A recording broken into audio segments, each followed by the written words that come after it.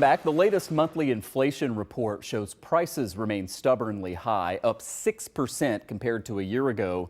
But if you're looking for a bright spot in the report, this may surprise you. Healthcare costs are actually coming down a little bit. The overall medical care index fell a half a percentage point in February from the previous month.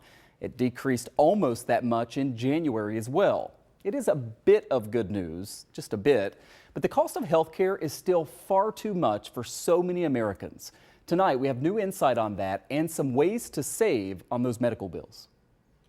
Inside Dr. Alexis Vasuni's family medical practice, it's all about being welcoming to patients. I want them to feel comfortable sharing whatever they need to talk about, whether that's a medical problem, whether it's a concern they may have about housing, food, other resources. Often the biggest problem isn't with their health, it's concern over the cost of the care. As a result, more and more people are delaying visits. I certainly have some patients, particularly who have high deductible plans, who've tried to stagger out some of their visits, or who've been mentioning that they've paid off a bill or they're waiting to pay off a bill before they can come back and see me. A new Gallup poll shows last year 38% of Americans surveyed said they or a family member put off medical care due to cost. That's the highest ever recorded. Aside from the obvious health consequences of that, Dr. Vasuni says it can also be more expensive in the long run. If a condition progresses where now it becomes a more serious or urgent issue, that can mean that we're looking at an emergency room visit, a higher level of care, like a surgery, more intensive antibiotics, or a longer course of therapy,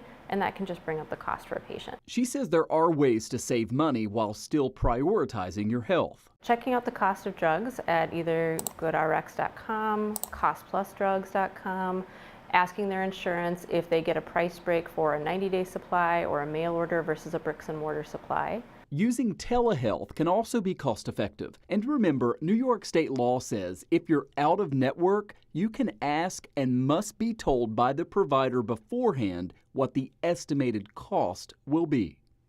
And experts say your local pharmacist can also be a good resource to make sure that you're not wasting those healthcare dollars.